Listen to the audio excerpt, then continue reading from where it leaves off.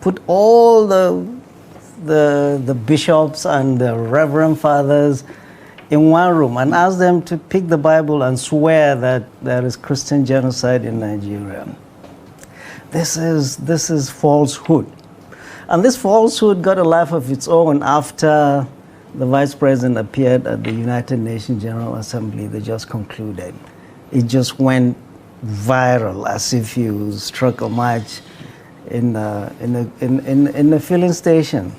And the reason is the Vice President who was there, Kashim Shettima, gave the position of Nigeria, supporting the creation of Palestinian state. And since then, woo, everything went viral. That is the American angle.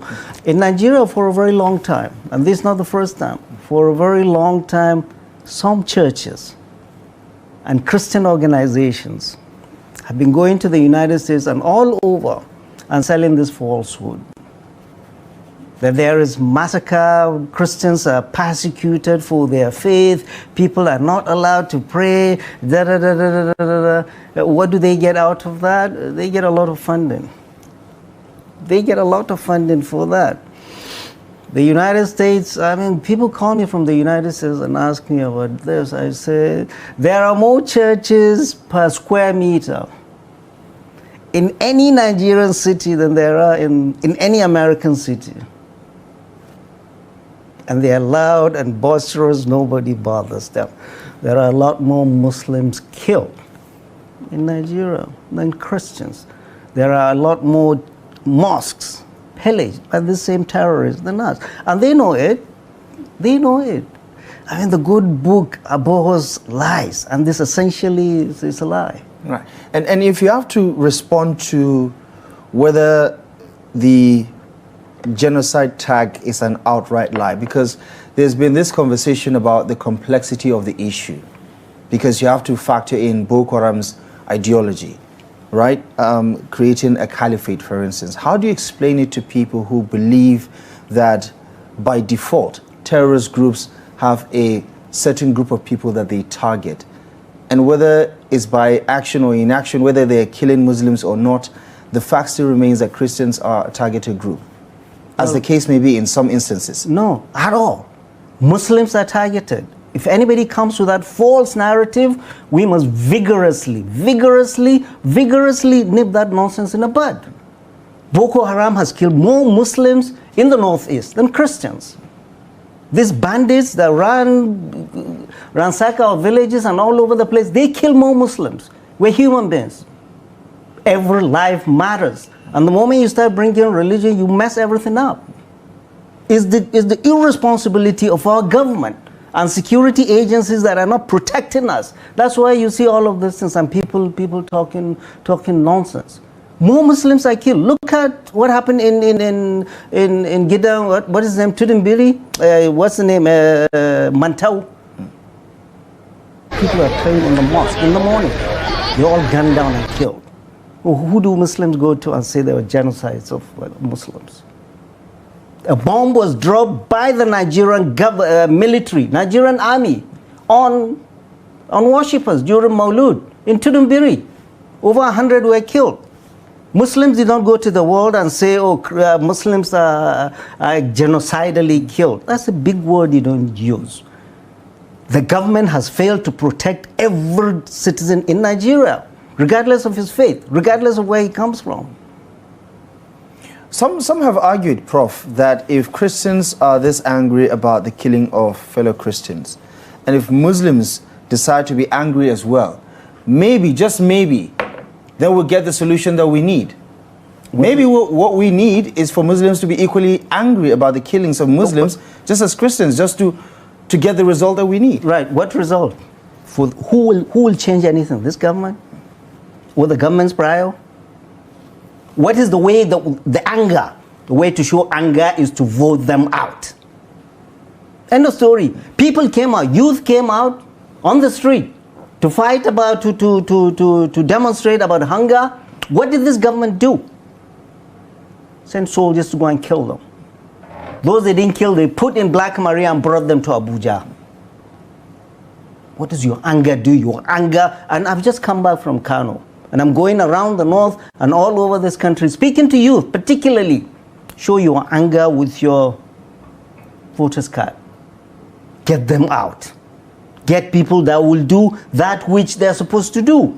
So Christians angry, Muslims angry, this angry, Fulani angry, what will that? That will lead to nothing but anarchy. The people that are supposed to protect us, they are not doing that. They are not doing that. And they are just sitting there, let them kill themselves. Let them kill themselves. Nigeria is 65 years old. Nigeria is just not new. We've lived in this country. I went to a missionary school. All my missionary schools in Sokoto, Reverend Kuka's diocese, in 70 to 72, that was when Igbos were coming back after the war. Our family was the only Muslim family. So all this nonsense spike you see in the division in Nigeria started by politicians. We didn't have that when we were growing up as soldiers, as they were under a military rule. It is politicians that are trying to divide us for themselves. You go to the market, is there a price of bread or meat for Christians and Muslims? It is us here talking all this nonsense division. People are suffering. From Katsina to Arandizogu to Innewi, the sufferings of our people is the same. It is our leaders that are trying to divide us. When they come to Abuja, when they are sharing money, they don't divide themselves, they are dancing, and then they come out and preach hatred. If there is anybody, any religious leader of whatever faith that comes and preach hatred, he is not preaching what his scripture asks him to preach.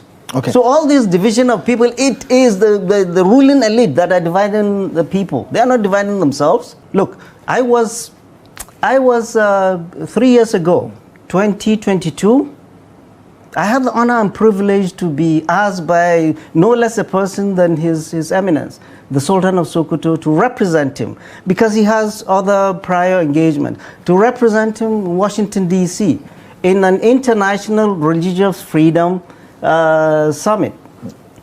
There were over 1,200 participants from all over the world. In Washington, D.C. we came.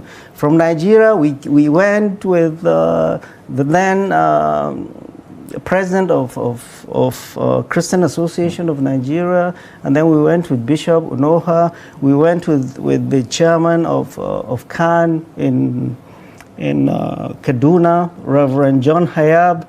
It's a huge hall. American senators, 5 American senators wrote a letter to the then Secretary of State, William Pompeo, that Nigeria should be classified as country of particular concern. Particular concern, and we were being spoken about in the same breath as China, Afghanistan, and Pakistan. That Nigeria is the worst place to be a Christian. That Christians have been killed with the support and complicity of the government. With the complicity of the government. And wherever I went, there was one room I went to, that was the time in 2022 when there was this attack in the church in Owo in Ondo State. Well, the Reverend Father from there came, from that diocese came, packed full, was speaking emotionally, telling the whole world that it was Fulani terrorists that went there and killed over 40 worshippers, which is a big lie. So Al-Shabaab. Every other room I go to, it is one lie after the other that Christians have been targeted. There was one room I went to, there was this gentleman from Kaduna. He was there speaking. The place was packed full. He was there speaking that the government of Kaduna State, this was during El-Rufai, the government of Kaduna State had made a law banning specifically against Christians, for Christians not to worship, for Christians not to preach. This is a lie. I went close, I picked the microphone, I looked at him, I said, I'm from Kaduna, and you know you're not telling the truth. This is not Christianity. Christianity is better than that. I went to Catholic primary school, all my primary schools. Started St. George's in Zaria, went to St. Barnabas in Ilorin, and finished at Holy Family Primary School in Sokoto. This is Reverend Matthew Kuka's diocese. I know a thing or two about Christianity. This is not Christianity. Are you saying, Prof, that this whole conversation is driven by misinformation? That none of it, there is no atom of truth, there's no iota of truth, that some people lose their lives because of their religion? Well, people that I kill because they are Muslims, we say that, look, people just went from Basawa in Zaria to Jos for a wedding. They were killed and lynched because they were Muslims. What if in Uromi in Edo State?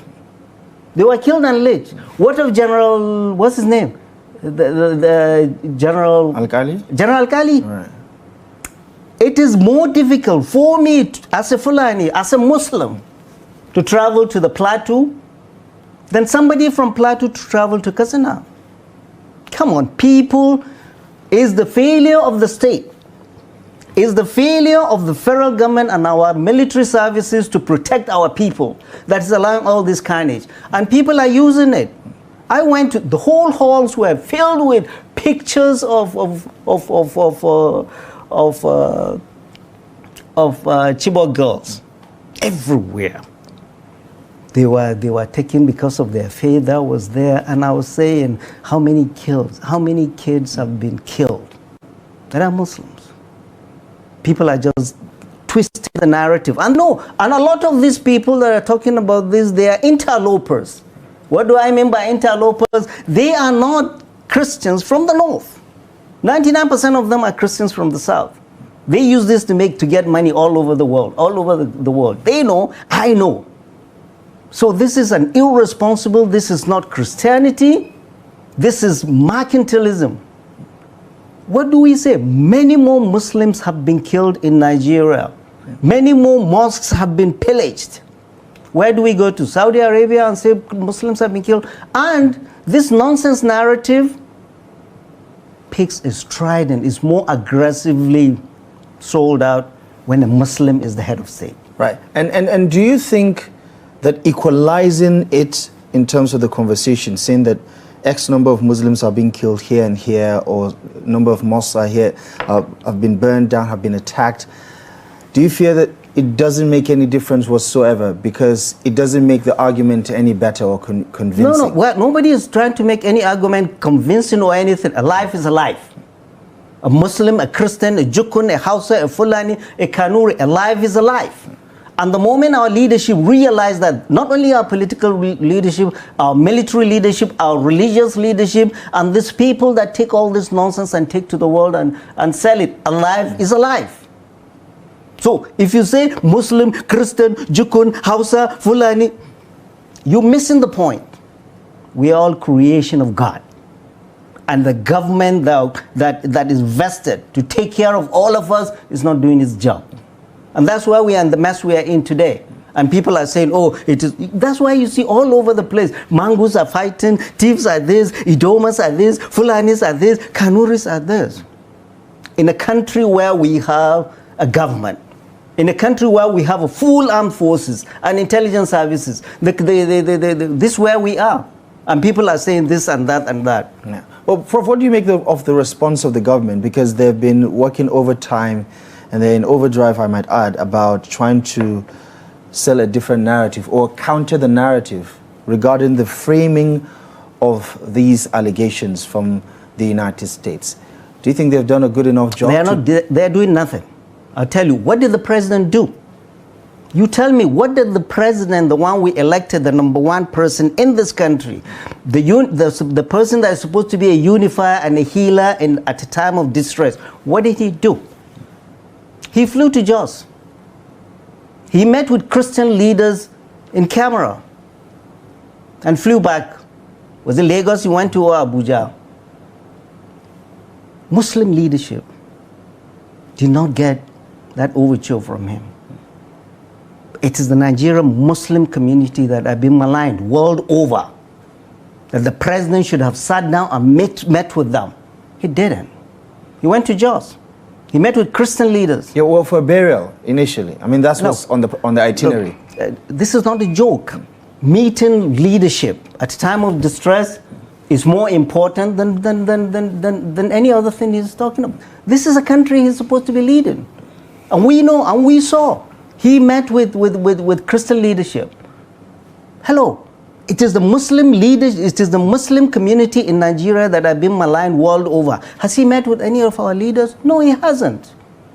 No, he hasn't. So he's made it all politics. Let me go to the plateau for burial, meet Christian leaders, scoop around, campaign for Christian votes. And life is not about 2027. You are given a 4-year term to take care of this country and its people. And you're playing politics with it. And there's no way they can counter this. This country, we have never seen in the 65 years of this country, we've never had a time. We've never had a time when we don't have ambassadorial representations in our missions. You think that would have made a difference? Absolutely. Who else is going to sell Nigeria to the world? It is our mission. I was talking to one ambassador who was my friend, retired. He said in the United States, on October 1, they invite all members of Black Caucus. That's African Americans that are members of the Senate or House of Representatives. They all come. They hear your views. They hear things they want push on behalf of Nigeria. And they have lobby groups too. Now you don't have ambassadors all over the world. Who is going to sell Nigeria? Nobody. Oh, what are these members of House of Assembly, National Assembly going to do? You're not going to see anybody. Who has time for them? Who will see them?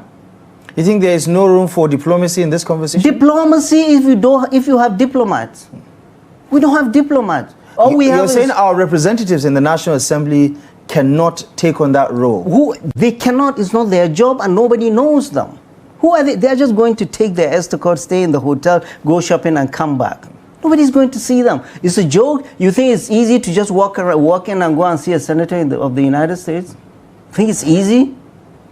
I mean, surely there is a professional courtesy from lawmakers to lawmakers. No. Anyway, please, Mr. President, 2.5 years, we do not have representation all over the world. It has never happened in the 65-year history of this country. Right. We are not represented.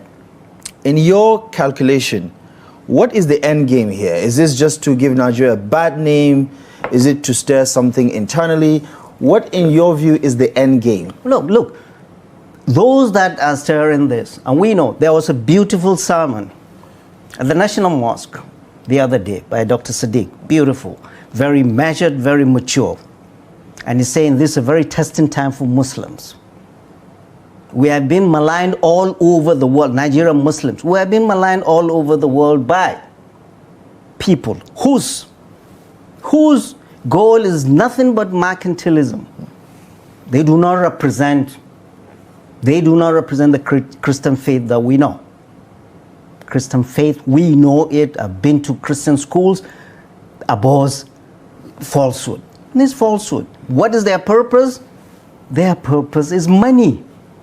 Money. They get paid by these people in the United States who know nothing. They know nothing about Nigeria. You go and lie to them, they give you money. But why do you think the narrative resonates with ordinary Christians whose maybe experiences, whether you're in Benue, whether you're in Plateau State, whether you're in southern Kaduna or any other part of the country, if you had suffered one horrific attack or the other, why do you think this narrative resonates with some Christians? There are more people. I don't know what they're thinking about. There are more people killed, more Muslims killed in Katsina than Benue or Plateau, or any of the northern Christian-dominated states. End of story. I come from Katsina. And do you think it cancels the argument? No, we're not saying cancelling. 70% of my state has been under siege. Hundreds of villages are dislocated. I don't come out and say because I'm a Muslim. And this has not been going on now. It's been going on since Jonathan. It's just been increasing. I will not come and say, it is because all the leadership of the military, from the CDS, Chief of Army Staff, everybody, they are Christians. I wouldn't say that because I know that's irresponsible. So for anybody to say that, he is not only irresponsible, but he's lying, and lying has no place in any faith. This is not Christianity, this is not Islam. What do you say about, what do we Muslims say when they kill us in our mosque? And all this is brought about because of lack of leadership. Our leaders have refused to protect our people. And that is all the Constitution asks them to do. Not to buy jets, not to buy yachts, not to go around the world doing nothing, or not to keep dancing Omologo. But do you think also it helps that some notable Christian leaders have spoken against the narrative, especially with the use of the words genocide? You referenced Bishop Kuka earlier. He had also spoken about this just a couple of days ago. You've also heard from Khan, even though there's a lot of back and forth between their statements and their meeting with one of the president's special advisors about the interactions. But generally, you get the sense that the establishment, the Christian establishment in Nigeria, do not necessarily agree with the use of the words genocide. No, it's not the use of the word. It's not the use of the genocide or not. It said Christians are particularly targeted. That was what they were saying. That it is a danger to be a Muslim, a Christian in Nigeria. You need to read what the senators wrote. My thing is that Christian leaders are not doing enough. They are not doing enough. You don't think what Kuka said about... He needs to do a lot more. Right. He needs to do a lot more. They are not doing enough. This is not a joke. Look, genocide, you know how long it took the United Nations to label Israel, whatever they are doing in Palestine, genocidal? Is that a joke? Genocide. This in genocide? Come on. Christianity is the holy religion that abhors falsehood. And all this is falsehood. And anybody that sees falsehood or hears falsehood must fight it. If he doesn't do that, he is not doing the teachings that God said we should all do. The Holy Scriptures are replete with verses that abhors falsehood. And there's nothing but falsehood. Say no more. Our leadership, our Muslim leadership, especially here at the National Mosque, were measured and matured. And they're calling people to calm down. And they're calling people to be prayerful. And they're calling those that are in charge of this mercantile machine. They are the ones going to the United States and all over the world. Okay. And as a final thought, what do you think it would take to get rid of this narrative? Because this is not the first time it has come up. And it will be there forever. So it is the responsibility. What would it take? I am here talking. You are doing your part. They say the world will be better tomorrow because you did your part today. There are those that are supposed to do their part. They must continue to do their part. Religious leaders in the mosque, in the churches, traditional rulers, our politicians that are here dancing Omologo. They are supposed to be the leaders. Our people are suffering. And we are here dividing people. I grew up in a better Nigeria than this. It's the same Nigeria. The only thing is that it's gotten better. Worse people have gotten poorer, and the leaders have gotten more wicked. Our scriptures, go and read the scriptures, both our scriptures. Our scriptures are wonderful. They teach us how to be good neighbors, good people to each other. But all this we are doing is not Christianity or it's not Islam. And it's our leaders that are responsible. Look, I have lived longer in a Judeo-Christian culture than I've lived here. I've lived longer out there, Judeo-Christian culture, than I've lived here. I come here, the churches are fuller, the mosques are fuller, prayers are louder, but taqwa is little, the fear of God. Religion is not just rituals, for goodness sake. So, religious leaders have a responsibility, and these people, whoever they are, selling this false narrative, God Almighty will deal with them. Good day to our viewers all over the world, and welcome back to Local Journal.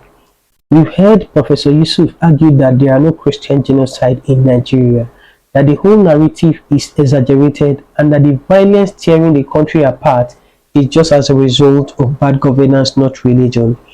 But that claim falls apart under scrutiny.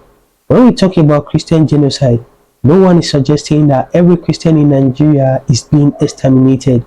What people are pointing to are clear. Systematic patterns of religiously motivated attacks, often carried out with impunity, sometimes even with quiet state complicity.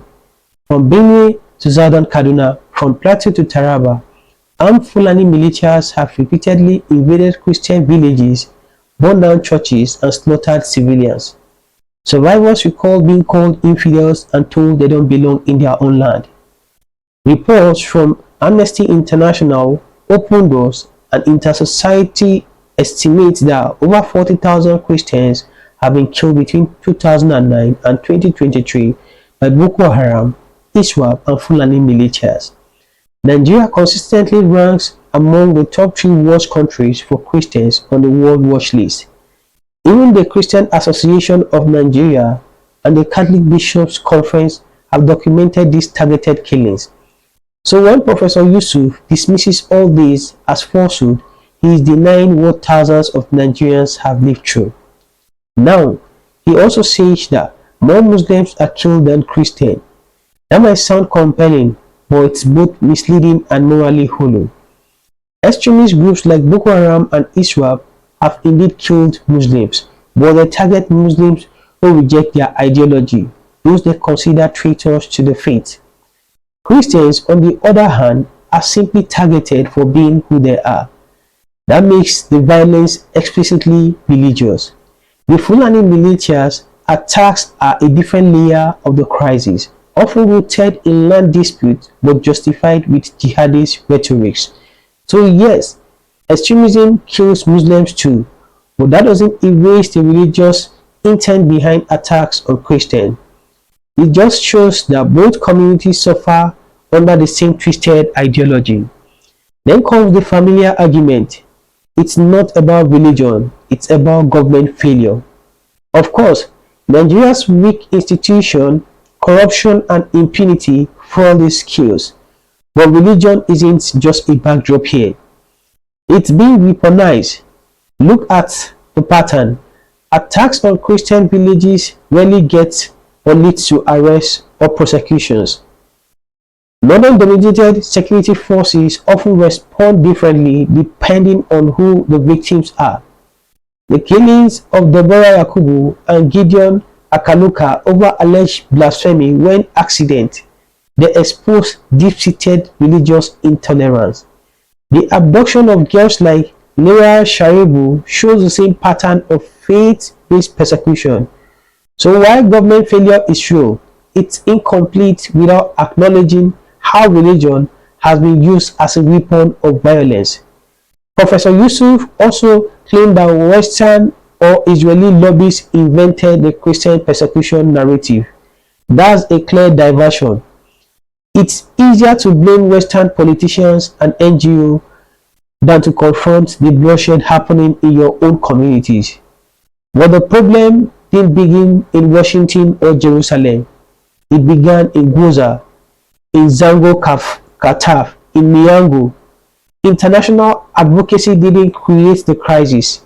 It amplified the cries of victims who were being ignored at home. He even goes further to accuse Southern Christians of exploiting the crisis for money, calling them mercantilists. That's not just dismissive, it's cruel. Leaders like Bishop Kuka or Reverend John Hayab aren't seeking profit. They are trying to keep their people alive. These are men who have buried their own church members after massacres. Reducing their voices to opportunism insults the dead and mocks the living. Yes, Christians aren't banned or silenced in big cities like Abuja or Lagos. Churches flourish there. But freedom in the capital doesn't erase fear in conflict zones. In Borno, Zamfara, Sokoto, and parts of Kaduna, Christian worship is either restricted or outright dangerous. Discrimination in education, jobs, and land ownership persists under the surface. The absence of official ban doesn't mean the absence of persecution. And when Prof. Yusuf says, stop dividing Nigeria by religion, that sounds noble, but it's also hypocritical. He spends half his argument defending Islam and portraying Muslims as the misunderstood victims of Western bias. In doing so, he reinforces the very division he claims to reject.